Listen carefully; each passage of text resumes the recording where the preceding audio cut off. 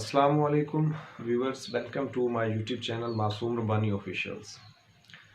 Viewers, आज हम बात करेंगे फूड इन्फ्लेशन के ऊपर कि जो आज के दौर में कीमतें बढ़ रही हैं। आया कि ये जो अशिया खुर्दनोश की कीमतें हैं, क्या ये अपनी पुरानी कीमतों के ऊपर वापस आएंगे? तो ये बेसिकली फूड इन्फ्लेशन है, जो कीमतें बढ़ती हैं। आज का जो हमारा टॉपिक है कि ये जो पाकिस्तान के अंदर फूड इन्फ्लेशन होती है, क्या ये अपने पुरानी कीमतों के ऊपर वापस आएगी? तो आगे बढ़ने से पहले मेरी आपसे यही गुजारिश है कि मेरे चैनल मासूम रब्बानी ऑफिशियल्स को सब्सक्राइब कीजिए और साथ में बेल आइकॉन दबाएं ताकि हर आने वाली न्यू वीडियो आपको नोटिफिकेशन की सूरत में मिल सके। तो अपने टॉपिक की तरफ आते हैं।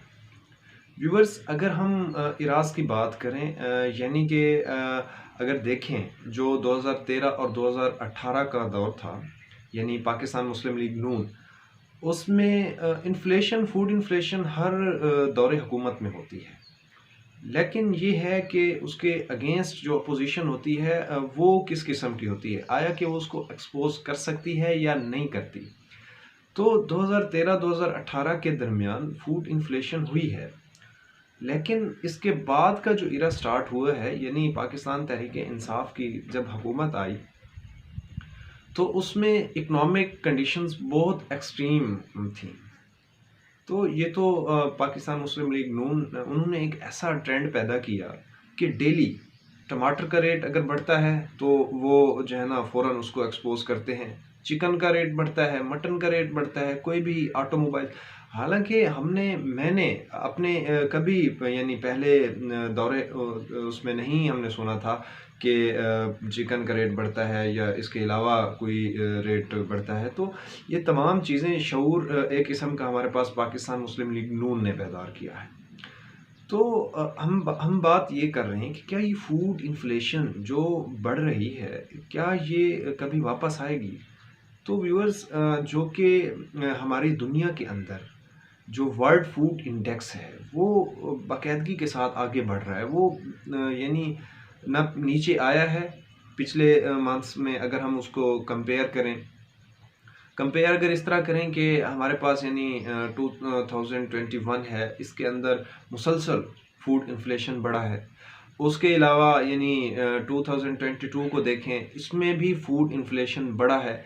तो जब यानी फूड का जो इंडेक्स है, जब वो नीचे आता है तो ये फूड इन्फ्लेशन नीचे आती है। तो फूड इन्फ्लेशन बढ़ती है, ये बेसिकली हमारी जो ट्रेड है, जो चीज़ें हम इंपोर्ट करते हैं, हमारी जो डेली लाइफ में यूज़ हो रही हैं, ये जो हम चीज़ें इंपोर्ट करते हैं, जो बाहर की तिजारत होती है वो डॉलर में होती है। तो अगर हम देखें कि डॉलर में जो ट्रेड हो रही है, यानी हम अगर कोई चीज़, हमारे पास ऑटोमोबाइल्स है, उसके अलावा हमारी जो आईटी है, हमारा आजकल हमारी जो रोज़मर्रा के जो ज़रूरियात ज़िंदगी है वो भी हम बाहर से इंपोर्ट कर रहे हैं। हमारी जो खाने पीने की अशिया है ये हम बाहर से इंपोर्ट करते हैं। तो बाहर से चीज़ें ख़रीदने के लिए हमें डॉलर की ज़रूरत होती है। तो पाकिस्तान का जो फॉरेन रिज़र्व है, या उसके अलावा जो पाकिस्तान की इकोनॉमिकली जो कंडीशन है, उसके अंदर पाकिस्तान के पास इतना डॉलर मैसर नहीं कि वो इन तमाम चीज़ों को बाकायदा पेट्रोल के ऊपर सब्सिडी दे सके, इलेक्ट्रिसिटी के ऊपर वो सब्सिडी दे सके। पाकिस्तान ऐसा करने में अभी तक नाकाम जा रहा है। हमारे पास जो करंट एग्जाम्पल है वो है श्रीलंका की। श्रीलंका के अंदर बेसिकली यही हुआ है कि हम कहते हैं कि श्रीलंका का दिवालिया निकल चुका है। तो श्रीलंका का दिवालिया इसी वजह से निकला है कि उनकी जो इकोनॉमिक मार्केट है वो क्रैश कर गई है। उनके पास पैसे नहीं है, डॉलर नहीं है बेसिक कमोडिटीज़ खरीदने के लिए। तो व्यूअर्स, मुख्तलिफ एस्पेक्ट हैं फूड इन्फ्लेशन के रिलेटेड। एक मैंने आपको इंडेक्स रेट बताया कि इंडेक्स रेट मंथ वाइज आगे बढ़ रहा है। उसके अलावा एक हम अगर नेक्स्ट उसके बात करें, यानी आगे जो होने वाला है, यानी आगे मैं अगर एक वॉर की बात करूं, आगे हम ये नहीं देखेंगे कि आगे वेपन वॉर होगी, नहीं, आगे फूड वॉर होगी, बायो वॉर। तो यानी हम देख सकते हैं कि पाकिस्तान में कितने 4.5 करोड़ जो लोग हैं वो गुर्बत की लकीर से नीचे हैं, स्टारवेशन के अंदर हैं। वो कोई भूख की वजह से मर जाते हैं, कोई यानी जो गुर्बत की लकीर है वो पाकिस्तान में भी है। पाकिस्तान गरीब मलिक में तस्वर किया जाता है। उसके अलावा हम इधर उधर एशिया के अंदर देखें या उससे बाहर देखें तो बहुत सारे ऐसे कंट्रीज़ हैं जिसमें जो है ना फूड इन्फ्लेशन है बड़ी। तो एक तो आगे आने वाली वॉर्स उसमें वेपन नहीं यूज़ होगा, उसके अंदर यही फूड आइटम्स, क्योंकि हमारी ट्रेड ही मुख्तलिफ यानी वेस्ट कंट्रीज़ के साथ है। वेस्ट कंट्रीज़ हमें हमारी फूड को हमारे वेपन के तौर पर इस्तेमाल कर सकते हैं। इसके अलावा आगे अगर हम पाकिस्तान की बात करें, एक कॉमन सी कोट्स है कि अल्लाह पाक कुरान शरीफ में फरमाते हैं कि जो कौम अपनी खुद हालत नहीं बदल सकती उसकी क्या हम हालत बदलने की कोशिश करें। तो हालत हमने खुद बदलने की कोशिश करनी है। कोशिश ये करनी है कि हमने ऑटोमोबाइल्स आईटी जो हम फॉरेन कंट्रीज़ की यूज़ करते हैं, सबसे पहले तो हमारी जो इंडस्ट्रीज़ हमारी फैक्ट्रीज़ यहाँ पे जो मैन्युफैक्चरिंग कर रही हैं उसके अंदर इतनी क्वालिटी होनी चाहिए, इतनी वो स्टेमिना हो कि वो कम से कम फॉरेन कंट्रीज़ के जितना क्वालिटी जैसा सामान कम से कम नहीं बना सकती, लेकिन उसके कम से कम करीब पहुंचने की कोशिश करें, ताकि जो हमारी बेसिक नीड बन गई है, हम जो फॉरेन कमोडिटीज़ यूज़ करते हैं, ये हमारी बेसिक नीड बन चुकी है। तो पाकिस्तान के अंदर ऐसी ऐसी चीज़ें मैन्युफैक्चर स्टार्ट करनी चाहिए, एक स्टेप लेना चाहिए, ताकि हम ये जो डॉलर की ट्रेड है इसको कम से कम रख सकें। इसके अलावा जो पाकिस्तान है वो एग्रीकल्चर कंट्री है, पाकिस्तान ज़राती मुल्क है।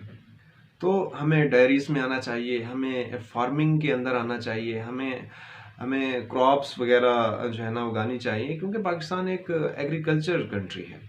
लेकिन अगर हम फार्मर से बात करें, फार्मर ये कहते हैं कि जो हमारी करंट सिचुएशन है उसके अंदर फ्यूल प्राइसेस बढ़ने की वजह से, उसके बाद लेबर कॉस्ट बढ़ने की वजह से, एनर्जी कॉस्ट बढ़ने की वजह से उनको बिल्कुल नुकसान हो रहा है, वो अपनी फार्मिंग को प्रॉपर वे से अंजाम नहीं दे रहे। तो ये गवर्नमेंट ऑफ पाकिस्तान का काम है कि वो फार्मिंग के अंदर ऐसी ऐसी पॉलिसीज़ बनाए ताकि पाकिस्तान एक ज़राती कंट्री है, ज़राअत के थ्रू इसको ऊपर लेके चले। तो ये तो बहुत बड़ा टॉपिक है। ये जो इन्फ्लेशन हो रही है ये अकेली पाकिस्तान के अंदर नहीं है, ये पूरी दुनिया में इसका जो इंडेक्स बनता है, ये इसका इंडेक्स बढ़ रहा है। यानी ये अगर वर्ल्ड फूड इंडेक्स बढ़ेगा, पाकिस्तान में फूड इन्फ्लेशन होगी, पूरी दुनिया में होगी।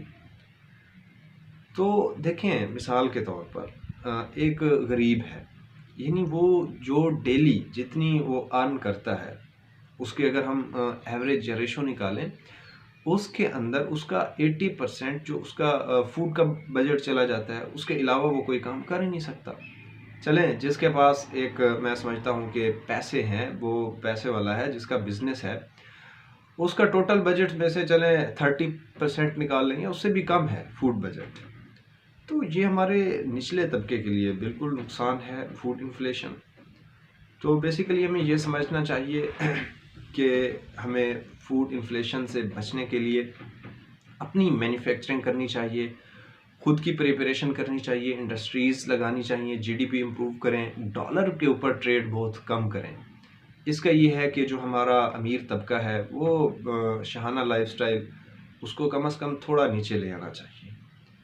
तो व्यूअर्स मेरी यही कोशिश थी कि मैं आपको समझाने की कोशिश करूं कि जो फूड इन्फ्लेशन है, यानी ये जो डॉलर की ट्रेड है, डॉलर की ट्रेड की वजह से हमारे पास फूड इन्फ्लेशन होती है। आगे भी नुकसान है, अब भी नुकसान हो रहा है। आगे का ये नुकसान है कि कोई भी इशू हुआ, यानी वो हम हमारी फूड को हमारे वेपन के तौर पर इस्तेमाल कर सकते हैं, हमें कंट्रोल करने की कोशिश कर रहे हैं। तो मेरी यही गुजारिश है कि आप कोशिश करें कि पाकिस्तानी मैन्युफैक्चरिंग चीज़ें यूज़ करें, उसके अलावा पाकिस्तान को तरक्की पसंद बनाने में भरपूर किरदार अदा करें।